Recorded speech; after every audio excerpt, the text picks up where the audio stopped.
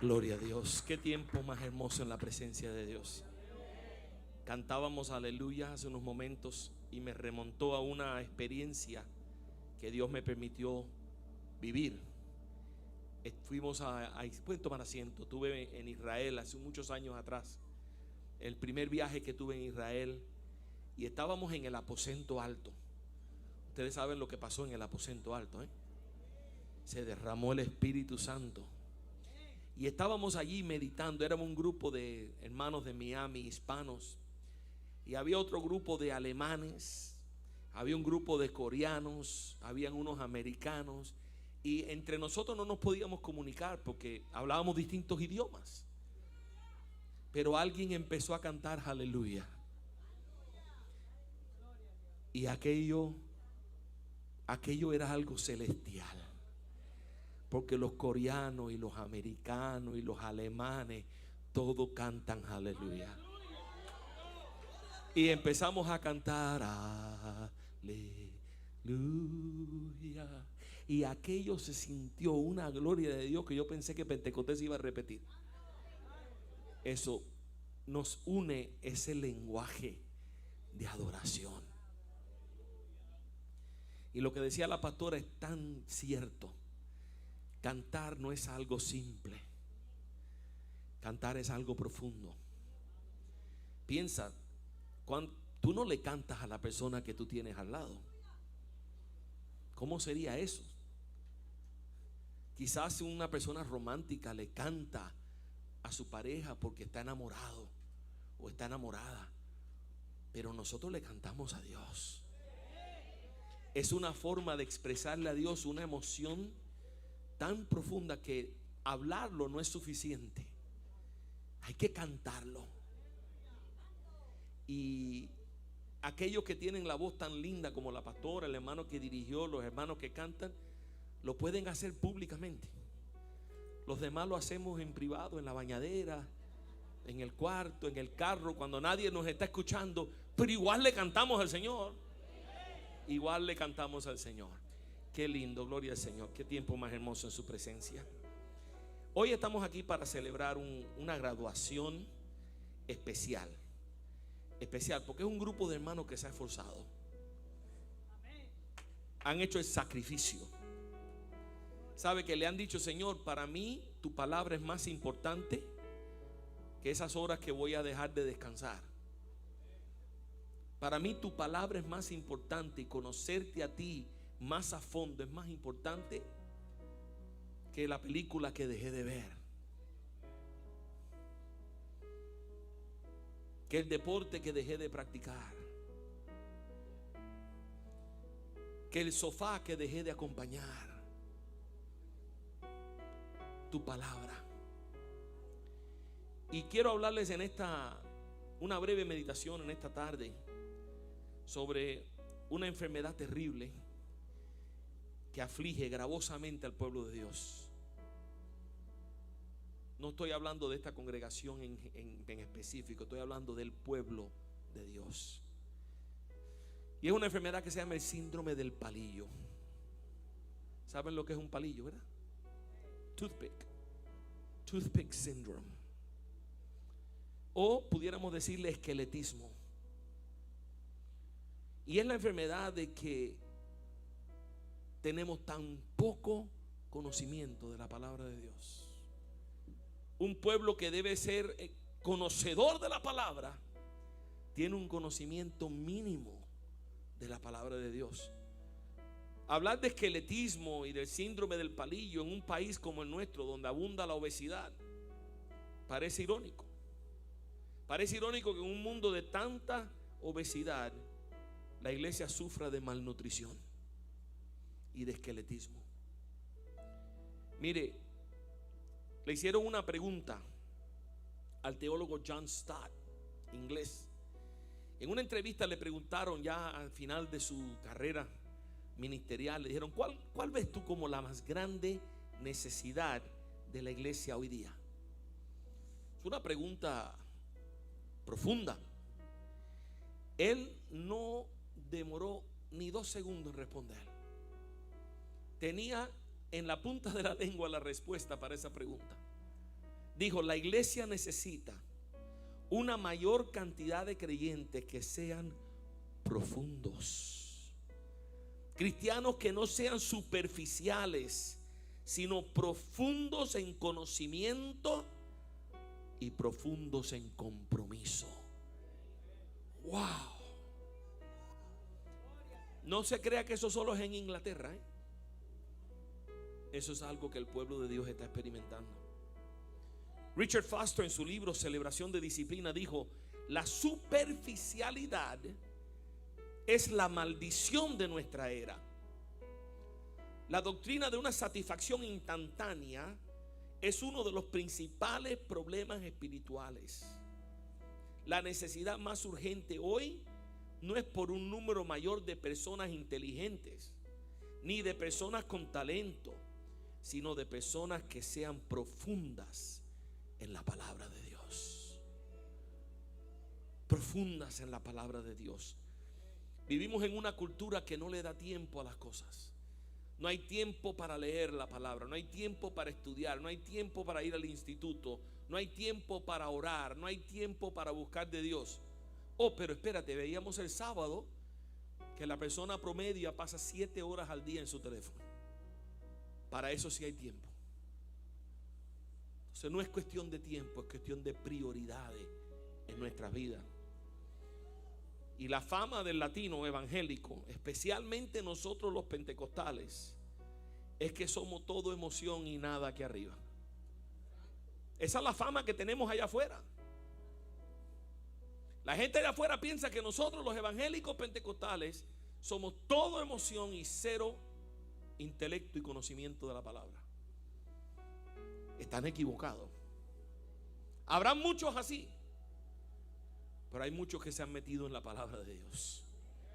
Darío Silva, un amigo y ministro de Dios en Colombia, escribió en uno de sus libros una frase que me pareció tan interesante y lo parafraseo. Dice: lo que vemos en el cristianismo hoy es una gran multitud de creyentes, grande multitud de creyentes, como un océano. Es como mirar un océano donde no se ve la otra costa. Esa es la cantidad de creyentes que hay en el mundo hoy. Pero la profundidad de ese océano es 1 centímetro. Somos muchos, pero no hay mucha profundidad. Y tenemos una urgente necesidad, mi hermano, de alimentarnos de alimentos sólidos, de profundizarnos en el conocimiento de Dios. Pero hay algo que impide que eso suceda. Y no somos nosotros los únicos que estamos enfrentando ese reto. El apóstol Pablo a los Corintios le habló de ese mismo problema. Y el autor de los Hebreos también habló de ese problema. El problema de tener la necesidad de profundizarnos en la palabra, pero no poder hacerlo. Y quiero que exploremos en esta tarde brevemente este pasaje en Hebreos capítulo 5. Abra sus Biblias en Hebreos capítulo 5. Hebreos capítulo 5. En honor a la palabra nos ponemos de pie. Hebreos capítulo 5. Y vamos a comenzar con el versículo 11. Hebreos 5, 11. La carta de los Hebreos es un manantial. Es una carta tan profunda. Sin embargo, el autor de los Hebreos dice algo aquí que realmente nos choca fuerte. Hebreos 5, 11. Acerca de esto tenemos mucho que decir y difícil de explicar, por cuanto os habéis hecho tardos para oír. Porque debiendo ser ya maestros, después de tanto tiempo, tenéis necesidad de que se os vuelva a enseñar cuáles son los primeros rudimentos de la palabra de Dios. Y habéis llegado a ser tales que tenéis necesidad de leche y no de alimento sólido. Y todo aquel que participa de la leche es inexperto en la palabra de justicia, porque es niño. Pero el alimento sólido es para los que han alcanzado madurez, para los que por el uso tienen los sentidos ejercitados en el discernimiento del bien y del mal. Sigue en el capítulo 6, versículo 1. Por tanto, dejando ya los rudimentos de las doctrinas de Cristo, vamos adelante a la perfección, no echando otra vez el fundamento del arrepentimiento de obras muertas, de la fe en Dios, de la doctrina de bautismos, de la imposición de manos, de la resurrección de los muertos y del juicio eterno. El Señor añada bendición a su palabra. Pueden tomar asiento. Hay una frustración notable en la voz de este autor. Dios le ha revelado cosas profundas y Dios la ha inspirado a escribirlo y a predicarlo y a enseñarlo. Pero se encuentra que cuando trata de predicarlo o trata de enseñarlo, la gente no lo entiende, no lo recibe, no lo pueden procesar. Y él está frustrado porque él está diciendo a ellos en ese pasaje: después de tanto tiempo,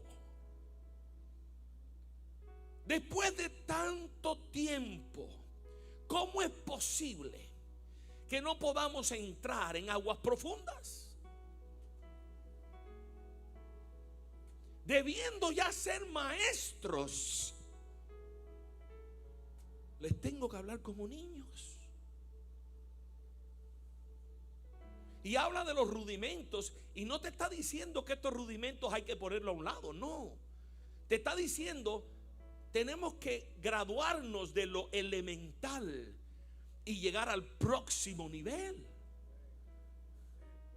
Y estamos como trabados en el primer grado, y como que ahí estamos encerrados en un ciclo y no nos podemos escapar del primer grado para pasar al segundo grado.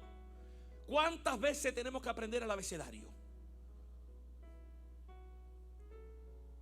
Necesito enseñarle algo más profundo, pero tengo que volver a enseñarte el abecedario. Y llevas 10 años de cristiano y hay que volverte a enseñar el abecedario, cuando deberías tú ser maestro. Es una frustración que tiene él, y creo que lo vemos en el pueblo de Dios. ¿Y cuáles son las razones por las cuales nosotros no estudiamos la Biblia? El autor de los Hebreos dice que os habéis hecho tardos para oír. O sea, se han hecho torpes. ¿Por qué? Yo creo que principalmente por nuestra actitud hacia la Biblia. Yo creo que tenemos un problema de actitud. En vez de ver el estudio de la palabra de Dios como algo necesario, lo vemos como algo opcional. Opcional. Eso es para aquellos que quieren ser predicadores, que estudien ellos la Biblia. No, eso es para los que quieren ser profesores del seminario, que estudien ellos la Biblia. Es opcional. No, mi hermano, no es opcional. No es opcional. Así como la comida que tú comes no es opcional, ni el agua que tú tomas es opcional, porque si dejas de tomar agua y dejas de comer te vas a morir. Si dejamos de alimentarnos de la palabra de Dios, nos morimos de hambre espiritual. Entonces no es opcional, esto es necesario. Adoptamos la actitud de que otros adoptan la actitud que en vez de considerar lo necesario que es la Biblia, ya están del otro lado. No, eso no es ni necesario. Eso no es necesario. Yo escucho un podcast, yo veo mensajes en línea, yo vengo a la iglesia y escucho buenas predicaciones. Yo no necesito leer la Biblia. No es necesario. No es necesario. Señor, tú pasaste tanto trabajo para revelarte a nosotros, trabajando con más de 40 autores por más de 1700 años en 3 idiomas diferentes, para que nosotros tengamos una revelación tuya. Pero para mí no es necesario leerla. Perdiste tu tiempo, porque yo pienso, ¿para qué tanto trabajo si eso no hay que ni leerlo? Y otros van más allá todavía. Otros tienen una actitud peor. En vez de considerar lo necesario que es estudiar la Biblia, ven el estudio de la Biblia como dañino, como algo negativo. Eso me frustra muchísimo, porque lo veo en el mundo evangélico pentecostal. Veo en pastores y en iglesias que hablan de que el estudio de la Biblia es malo, es dañino. ¿Por qué? Porque tú le hablas de un instituto bíblico, tú le hablas de un seminario y ellos dicen que no, que la letra mata.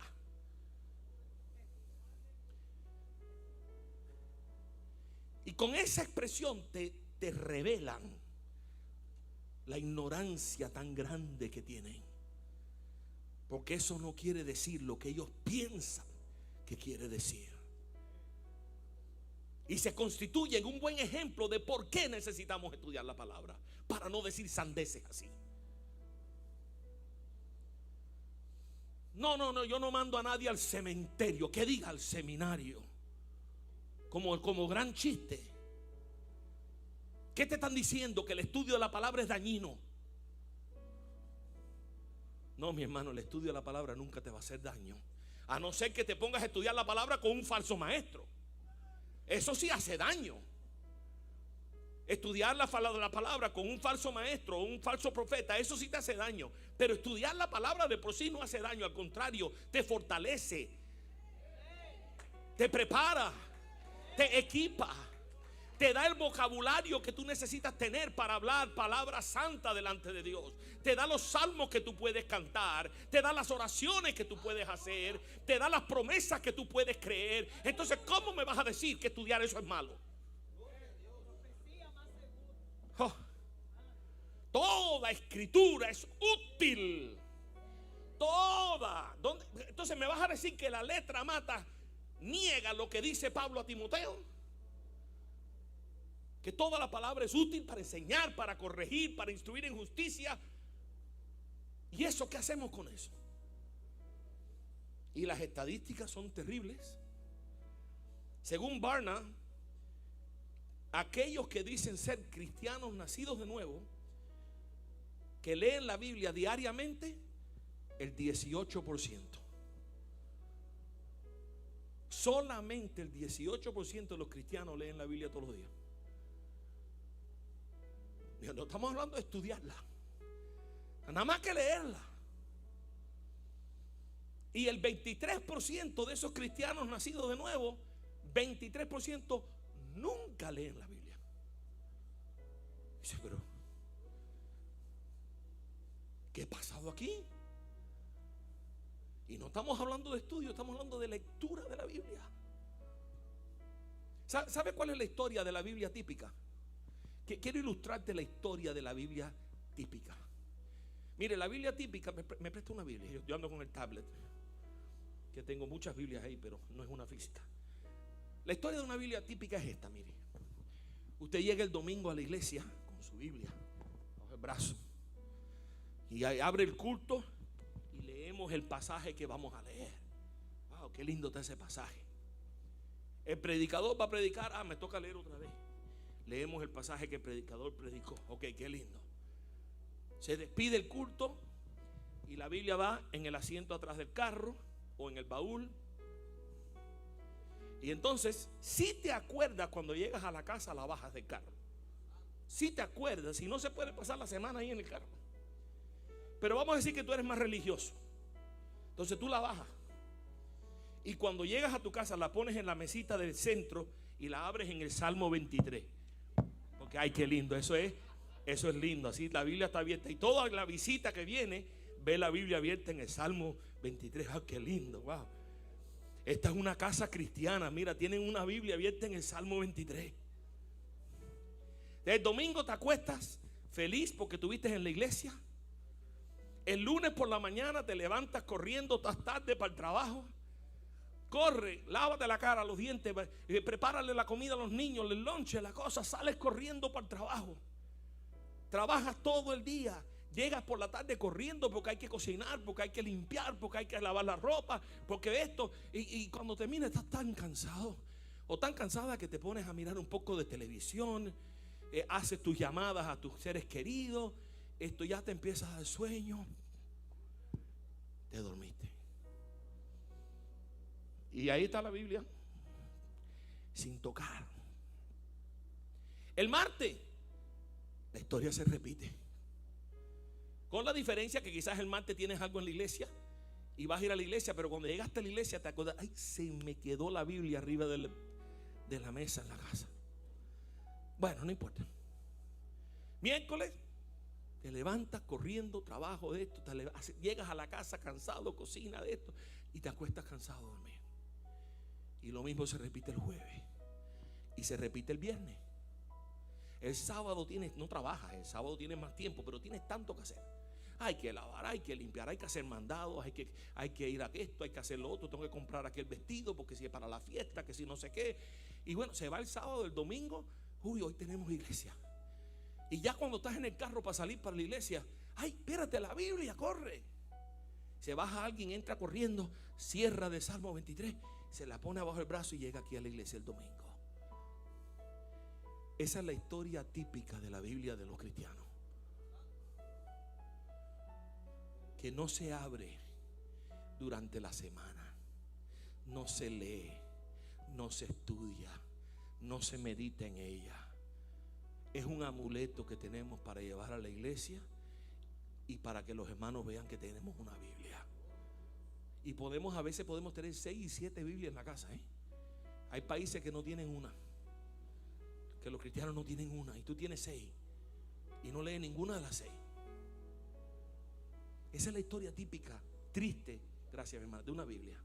Yo no digo que esa sea la historia de tu Biblia, pero allá al que el zapato le sirva, que se lo ponga.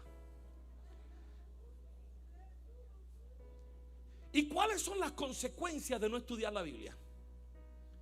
¿Cuáles son las consecuencias? Primero, hay una falta de crecimiento espiritual. Tú no puedes crecer espiritualmente si tú no creces en el conocimiento de la palabra de Dios. Imposible. Dice el versículo, debiendo ya ser maestro. ¿Sabe lo que está diciendo el autor de los Hebreos? Él no está hablando de que todos seamos maestros en una escuela o todos seamos maestros en la escuela dominical. Está hablando que todos tenemos que ser discípulos. Y si Dios te manda a ir a ser discípulo a las naciones, quiere decir que tú tienes que ser maestro de esas personas que tú llevas a los pies de Cristo. El discipulado bíblico es que tú invitas a alguien a la iglesia, se entregan al Señor Jesucristo y luego te toca a ti discipularlo. Porque tú eres el que lo conoce, tú eres el que lo invitaste. A ti te toca sentarte con ellos y explicarle cómo es el evangelio, cómo es esto de orar, cómo leer la Biblia, cómo entender lo que la Biblia dice, cómo es esto de diezmar y ofrendar, cómo es el caminar del creyente. Te toca a ti enseñarle a esa persona, debiendo ya ser maestros. Pero ¿saben lo que hacemos? No sabemos ni llevar a una persona a los pies de Cristo. Cuando alguien se quiere convertir, decimos, espérate, vamos a llevarte a la iglesia para que te conviertan. O corre, fulana, ven, que este quiere aceptar a Cristo, ven para que ores por él. Pastora, ven, corre. Después de tanto tiempo en el evangelio, tú no puedes llevar a una persona a los pies de Cristo con la oración del pecador. Eso es lo que está diciendo el autor de los Hebreos. Debiendo ser ya maestro, andamos sin ningún crecimiento ni ninguna madurez. Somos nubes vacías, mi hermano. Cuando no nos llenamos de la palabra de Dios, somos nubes vacías. Mucho corazón, pero tú no puedes dar lo que tú no tienes. Tú no puedes dar lo que tú no tienes. Y si tú no te metes en la palabra, tú no tienes nada que dar. Nada que dar. Es como hay una anécdota de un señor que estaba invitando a su vecino a la iglesia. Y el vecino era indio, nativo, americano, de los navajos, por tradición. Y el vecino lo invitaba a la iglesia, y lo invitaba a la iglesia, y lo invitaba. Y el hombre decía que no, que tenía su religión y sus cosas. Y bueno, tanto insistió. Un día venía un evangelista. Ven que viene un grande evangelista a predicar y tú vas a ver que te va a gustar. Y para que lo dejaran tranquilo, dijo, bueno, está bien, voy a ir contigo a la iglesia. Y el indio, escéptico, se sienta allá atrás con los brazos cruzados. A ver, ¿qué es lo que van a hacer esta gente? Y se para el evangelista aquí arriba y empieza a dar gritos. Y gritos, y gritos, y santo, y a su nombre, y gloria, y santo. Y le daba golpes al púlpito, y brincaba, y saltaba. Pero no había sustancia, no había profundidad. Sabía motivar a la gente, pero no sabía darle carne. Y hay mucha gente así. Y la gente se van impresionados. ¡Wow! ¡Qué mensaje! Pero yo me pregunto, ¿de qué predicó? Si lo único que te dijo que la gloria es de quién, de Cristo, y a su nombre. Yo sé que la gloria es de Él, pero predícame algo de la palabra. Y cuando termina el servicio, él va ahí contento y le dice al indio, ¿qué te pareció? ¿Qué te pareció el servicio? Y el indio le respondió muy sabiamente, le dijo, mucho viento, mucho trueno, pero no lluvia.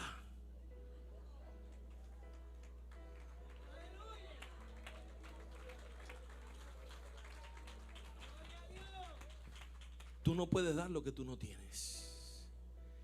Y otra consecuencia de no estudiar la Biblia es la inmadurez.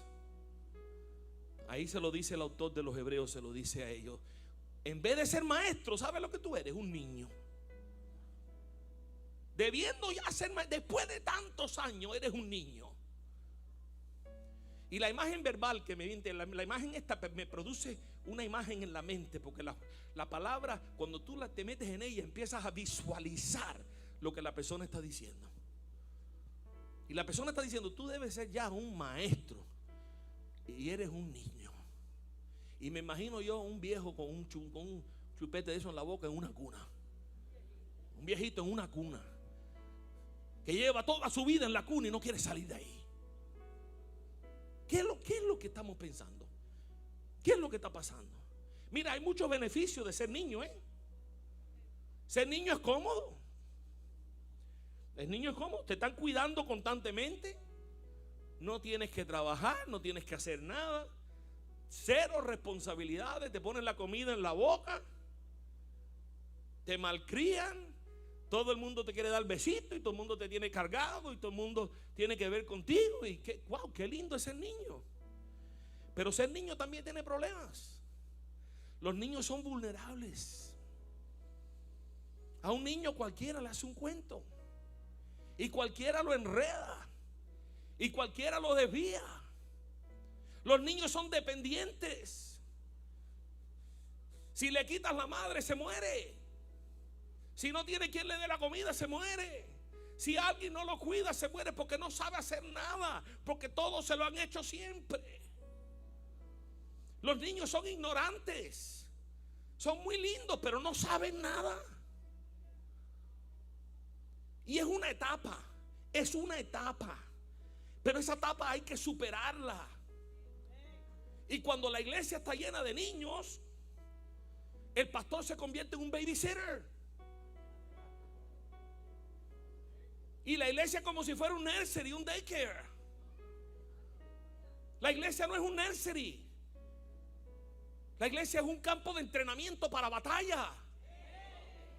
La iglesia es un lugar donde nos preparamos para pelear la batalla espiritual. Donde nos equipamos para hacerle guerra a las tinieblas, para hacer luz, para penetrar, para hacer la sal de la tierra. Esto no es un nursery.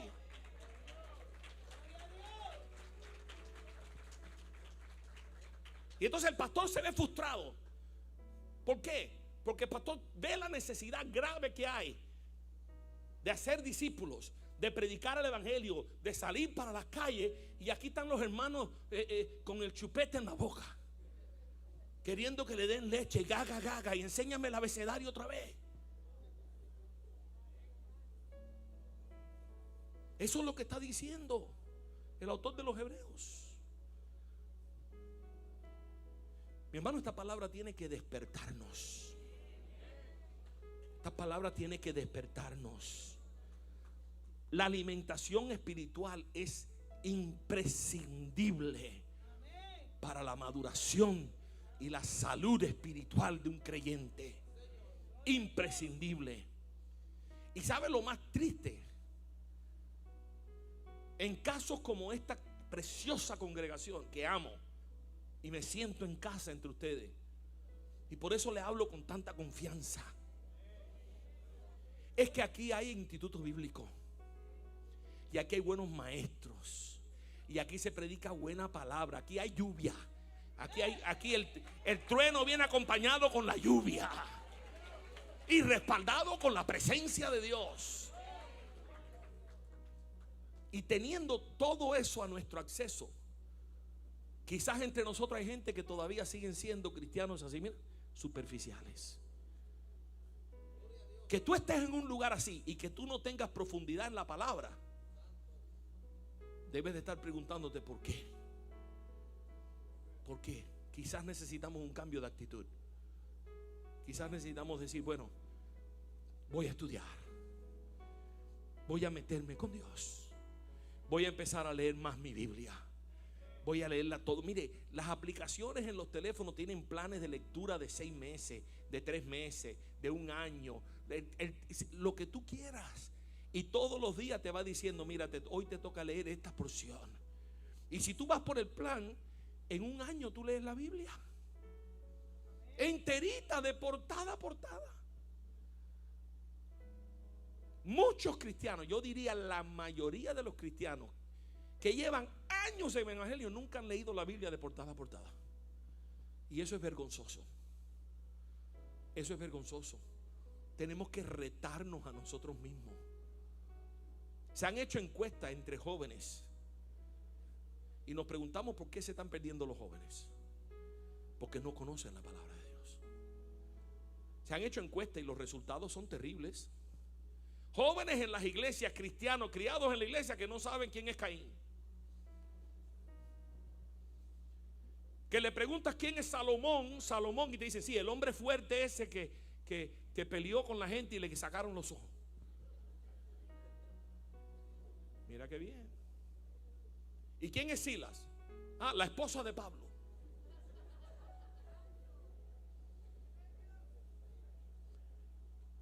Y nos preguntamos por qué se están perdiendo. Porque no conocen la palabra. Y no es porque no hay oportunidad de conocerla, es porque no hay deseo de conocerla. No hay pasión por la palabra. Pasemos a Pablo. Ese fue el autor de los Hebreos. Vamos a ver qué dice Pablo. Abra su Biblia en 1 Corintios capítulo 2. 1 de Corintios capítulo 2, para hablar de la distinción entre lo sólido y la leche, alimento sólido y leche. 1 de Corintios capítulo 2.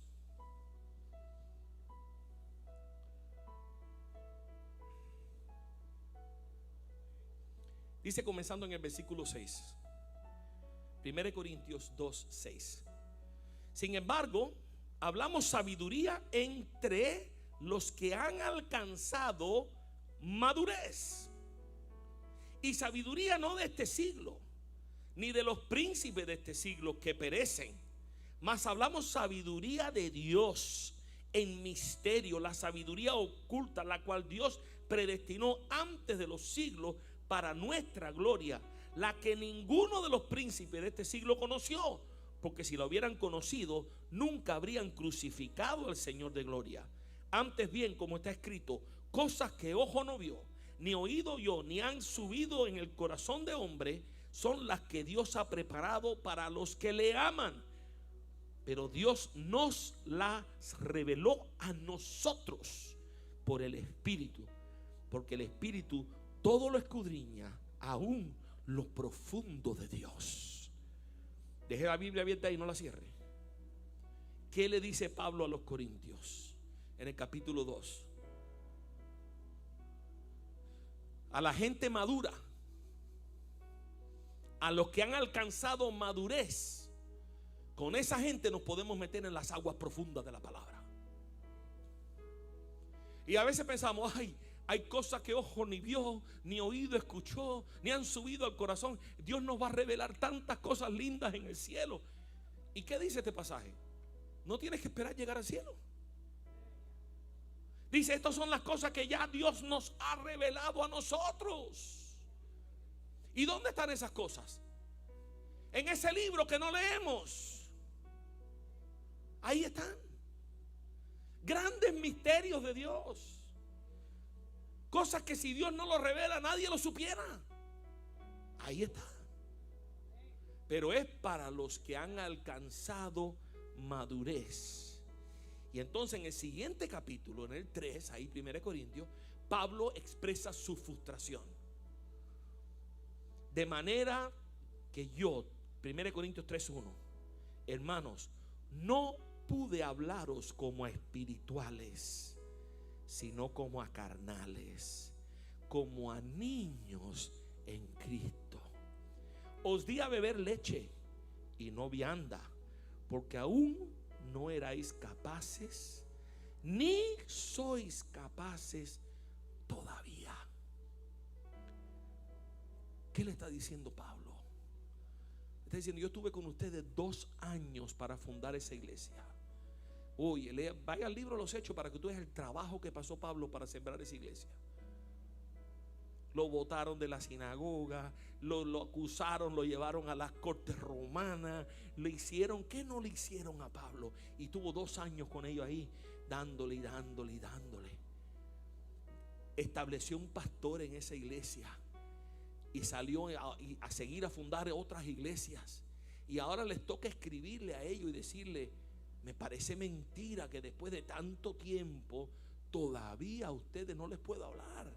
No les puedo hablar como adultos, tengo que hablarles como a niños, teniendo tanto que les puedo dar para enriquecerles en la fe, y no puedo.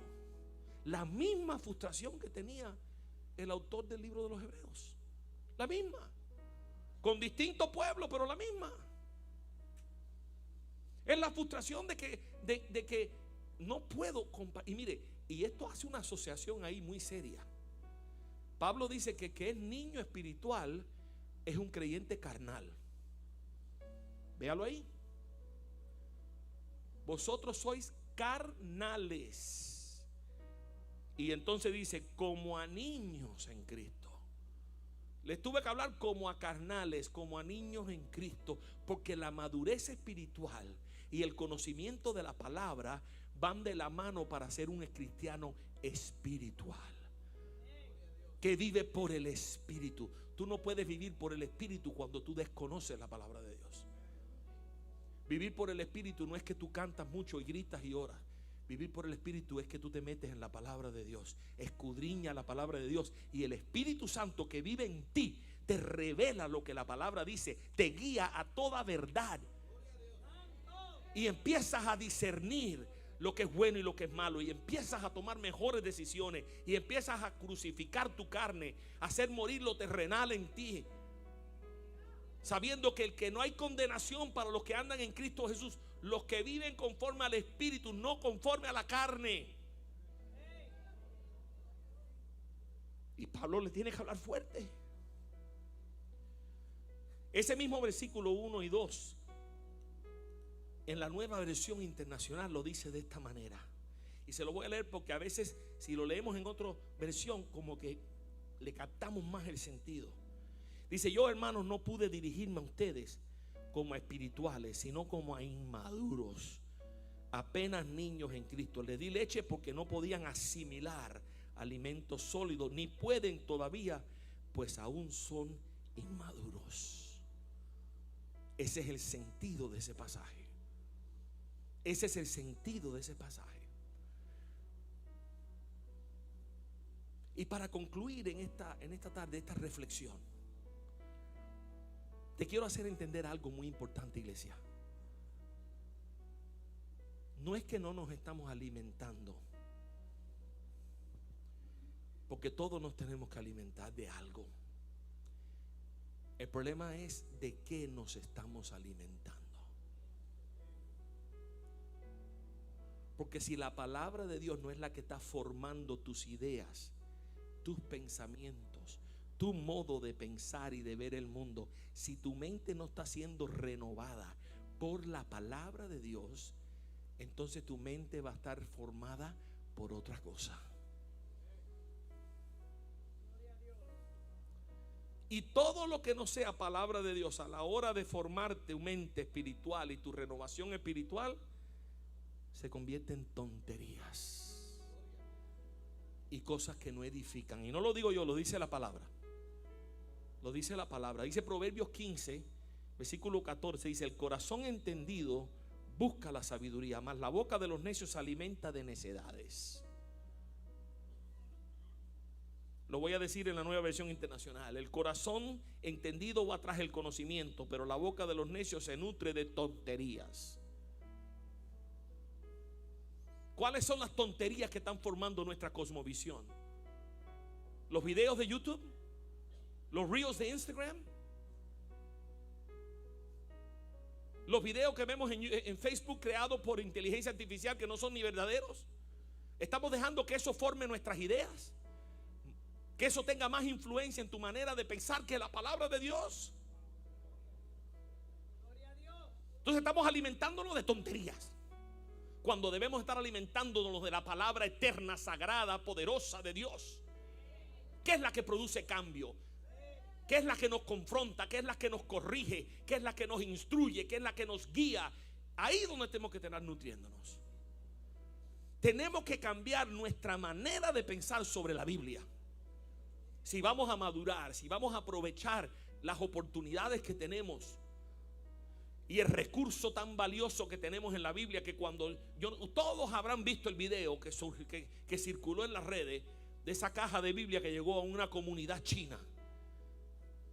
Cristianos que son cristianos subterráneos, que tienen que volar bajo el radar porque si no los meten presos. La iglesia encubierta. Pero esos cristianos chinos tienen un hambre de la palabra.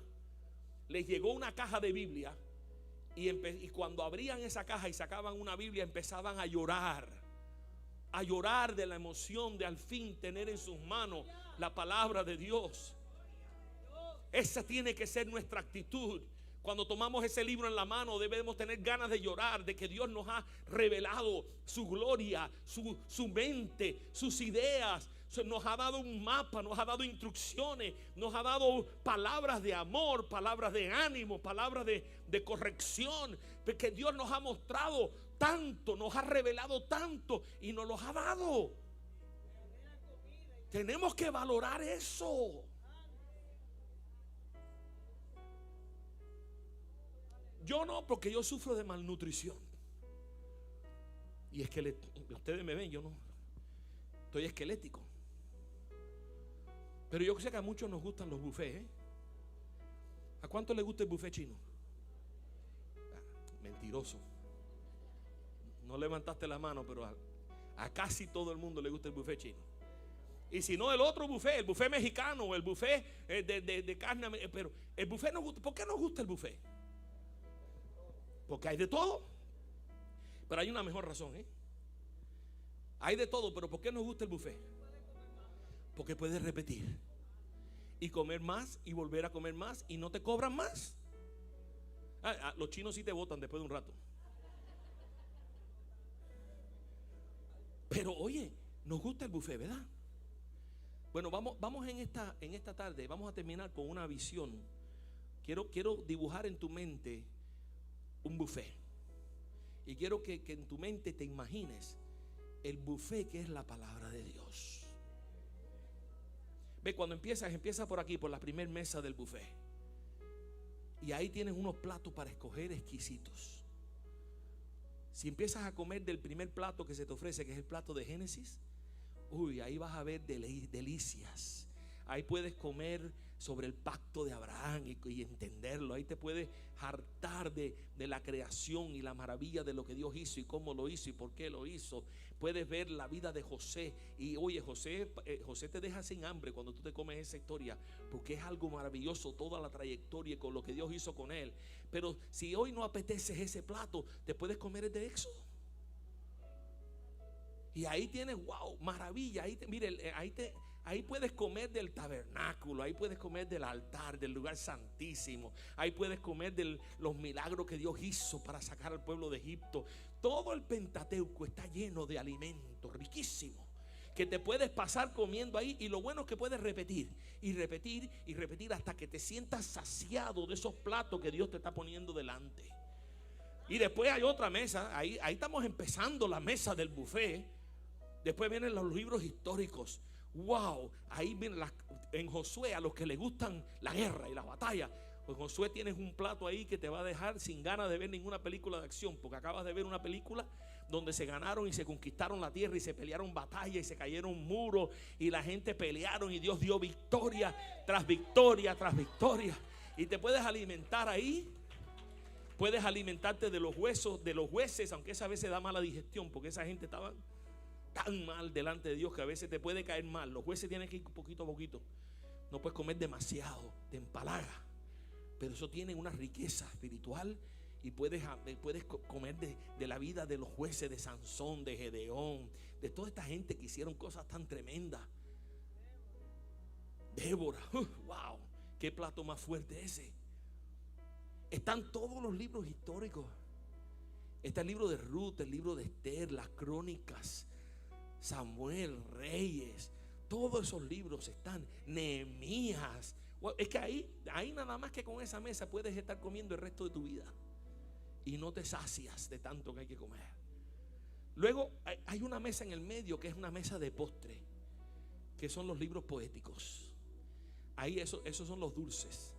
Los salmos, los proverbios, Eclesiastés, Cantares, todo Job, todos esos libros están ahí para que tú comas y te alimentes de los salmos. Salmos que te levantan, salmos que te dan ánimo, proverbios que te dan sabiduría. Tú te comes un plato de proverbios y la sabiduría aumenta. No, el colesterol no sube, el que sube es la sabiduría. Cuando te comes el libro de proverbios y te lo vas comiendo y te vas alimentando y te vas llenando. El libro de Job es un reto, pero es un reto precioso, porque te estás comiendo un libro que te está enseñando que aunque pase lo que pase, yo sé que mi Redentor vive. Y esa lección, mire, eso satisface el hambre y el gusto, el paladar más picky se satisface con ese libro, porque eso está tremendo. Y si te metes en los profetas mayores, wow, esa parte del buffet es inmensa, porque en Isaías nada más te puedes pasar el resto de tu vida leyendo y aprendiendo y creciendo y conociendo a Jesús, porque ahí está, Jesús está en todos esos platos. En todos los platos está Jesús. Lo que tienes que encontrarlo. En alguno está abajo del arroz, tienes que buscar por abajo, pero ahí está. Ahí está.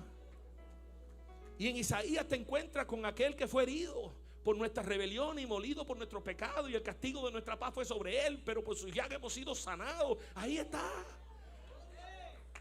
Estás leyendo ahí en Isaías y te sientes cansado, y después que te comiste el capítulo 40 te rejuveneces como el águila y te da fuerza para seguir corriendo.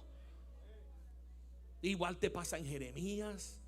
Te puedes comer Ezequiel, aunque Ezequiel es uno, a mí me parece que Ezequiel tenía un poco de hallucinogens, porque tú te comes Ezequiel y empiezas a ver tronos que son aros girando en aros y cosas, pero mire, profundas, porque estás viendo el trono de Dios. Wow, esos huesos secos. Todas esas historias te pones a leer. Daniel, oh man, Daniel con todas las profecías. Y te empiezas a entender el plan de Dios para los gentiles. Y te lees otro plato de Daniel y entiendes el plan de Dios para los judíos. Y te comes otro plato de Daniel y te entiendes cómo va a terminar la historia y cómo Jesús va a establecer su reino. Y sigues comiendo. Y mire, ¿hasta dónde? O sea, eso es un plato que te da, plato fuerte de verdad.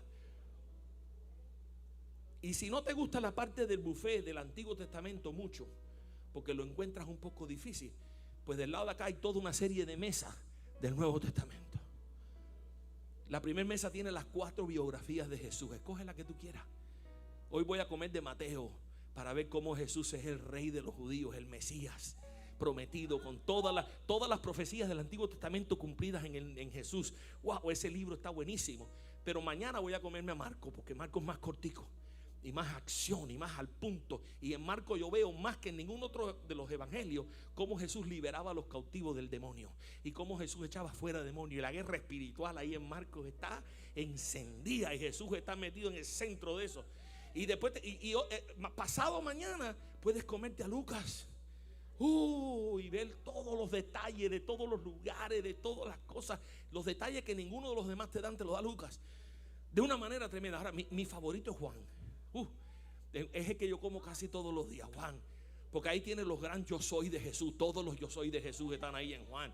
Está, es Juan 14, la despedida de Jesús de sus discípulos. Juan 12, 13, 14, 15, 16 y 17. Terminando con la oración que Jesús hace al Padre en el 17. Que ahí tengo para comer, pero por largo rato. Cómete los evangelios. Ahí tienes, mira, qué rico. Te puedes meter ahí y sacar y conocer a Jesús más a fondo, desde la perspectiva de Mateo, de Marco, de Lucas, de Juan. Cuando terminas esas 4 biografías, tienes un concepto de Jesús bien formado en tu mente y has crecido en conocimiento.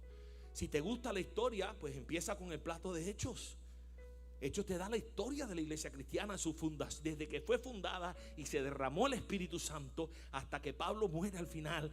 Todo eso es algo lindo, poderoso. Ver cómo Dios trabaja con la iglesia, cómo Dios trabaja con los misioneros, cómo Dios trabaja a pesar de las persecuciones, cómo el evangelio encuentra resistencia en el mundo, y como el que está con nosotros es mayor que el que está en el mundo. Ahí te lo comes, ahí lo ves. Y si no te puedes leer y comer de la mesa más grande del buffet, es las cartas de Pablo. 12 platos ahí para que tú escojas el que tú quieras. Todo fresquecito. Romanos, ese es otro que te puedes pasar el resto de tu vida comiendo nada más que de ese plato, y vas a crecer, porque ese es el plato de teología sistemática bíblica ahí en un libro. Toda la doctrina cristiana está en ese libro, resumida, completa. Poderoso, poderoso. La batalla con la carne, la batalla con el pecado, la vida en el espíritu versus la vida en la carne. Todo está ahí rico. Están las otras cartas, los Gálatas, y ahí comes riquísimo. Gálatas, Efesios, Filipenses, Colosenses, las cartas a los tesalonicenses, las cartas a Timoteo, Tito, Filemón. Ahí tienes para comer hasta que te sacie de cosas prácticas para ti hoy que eres iglesia, porque esto es para la iglesia. Estas cartas fueron escritas para la iglesia. Y después hay otra mesa por allá de las cartas generales. Y la primera es Santiago. Y Santiago tienes que comértelo despacito, y te puede dar heartburn, te puede dar acidez, porque Santiago te empieza a dar duro. Y Santiago te dice: oye, saca la lengua que te la voy a cortar. La lengua esa que tú tienes, mira que es un problema. Y cuando te comes ese plato sales con dolor en la lengua porque te han dado duro, te quema. Pero ahí está Santiago, ahí están las cartas de Pedro, ahí están las cartas de Juan. Y bueno, el último plato de la mesa es Apocalipsis. Y ese no es recomendable para los que nada más que están tomando leche, porque eso es como comerse un pargo gigantesco. Pero hay que tener cuidado con las espinas.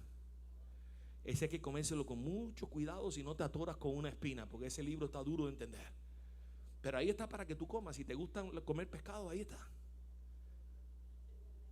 Cuando nosotros tenemos la perspectiva de lo delicioso y el manjar que es la palabra de Dios, nos vamos a querer meter más. Vamos a querer leerlo más. Vamos a querer aprender más. Y usted va a ver en unos momentos aquí adelante personas que han encontrado el hambre esa. Se le ha abierto el apetito. Y han estudiado un año y después terminaron un segundo año, y otros que ya terminaron un tercer año, y el apetito está ahí. Ahora terminan el instituto, pero ¿usted cree que van a dejar de estudiar la palabra? No, van a seguir estudiando ahí, metiéndose, porque ya le cogieron el gusto al buffet. Ya se les dio las herramientas para que tú puedas estudiarlo por ti mismo, para que tú mismo te puedas cocinar tremendo plato y no tengas que ir al buffet. El buffet lo tienes en tu casa. Cocínate tú tu propio plato para esta tarde. Ahí prepárate tu buen estudio de la palabra. Pero lo único que no debemos de hacer es seguir promoviendo el esqueletismo y el síndrome del palillo. Hablando del conocimiento de la palabra de Dios, todos debemos de estar obesos. Todos debemos de estar llenos de ese conocimiento y queriendo comer más, y queriendo comer más, y pasando más tiempo en la palabra que en el teléfono, porque me satisface más la palabra que el teléfono. Vi 14 videos en 3 horas, ¿y qué me quedó? Estudié 2 capítulos de la Biblia durante 1 hora. ¿Y qué me quedó? Lo que me quedó es infinitamente más valioso. Cuando aprendemos esto, empezamos a alimentarnos donde debemos estar alimentándonos. Póngase de pie en esta tarde.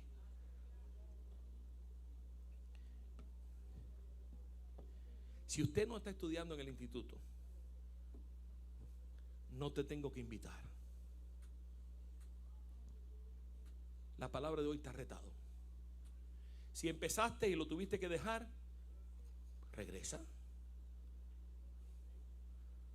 Aproveche la oportunidad que Dios ha puesto en tu propia casa, con maestros de buena doctrina, sana, donde tú sabes que nunca te va a caer mal un plato que te sirvan, porque viene directamente de la palabra de Dios, sin haber sido alterado ni modificado. No, aquí se enseña y se predica palabra de Dios. Aprovechese de esa grandísima bendición. Hay hermanos que me llaman y me dicen: yo quisiera estudiar en el instituto, pero no hay instituto en mi área. El instituto más cerca está a 2 horas, está a 3 horas, no puedo ir. Y ustedes lo tienen aquí, en casa. Es tiempo de aprovechar. Vamos a orar y entonces le voy a entregar a los hermanos para la siguiente parte. Padre, tú me has dado esta palabra hoy, Señor. Una palabra fuerte, una palabra confrontativa, pero Padre, es tu palabra. Eres tú el que nos llamas inmaduros. Eres tú, Señor, en tu palabra el que dice que somos niños. Eres tú en tu palabra el que expresas la frustración de que no crezcamos y no maduremos. Y lo único que he hecho, Padre, es compartir lo que tú me has dado. Pero te pido, Señor, que esta palabra no regrese vacía. Te pido que esta palabra sea una semilla sembrada en tierra fértil. Que todos, en medio de todos nosotros, se despierte un deseo por meternos en tu palabra, por aprender más. Despierta el apetito, despierta el hambre por tu palabra en nosotros, Señor. Que le cojamos el gusto a pasar tiempo en ella, estudiando, meditando, aprendiendo. Queremos ser maestros, queremos ser hacedores de discípulos. Queremos tener la madurez espiritual para entender las profundidades de tu palabra. Queremos, Señor. Este pueblo tiene hambre de ti, Señor. Y te pido que esta palabra sea el impulso que necesitamos para tomar las decisiones que necesitamos tomar. Toma esta palabra y multiplícala en nuestros corazones, Señor. Que esta semilla dé fruto al 100 por 1. Aleluya. Y que veamos esa revolución. Gracias. Y esa hambre en el nombre de Jesús, Padre. Gracias. Amén. Quiero escuchar tu dulce voz, rompiendo el silencio en mi ser. Sé que me haría estremecer, me haría llorar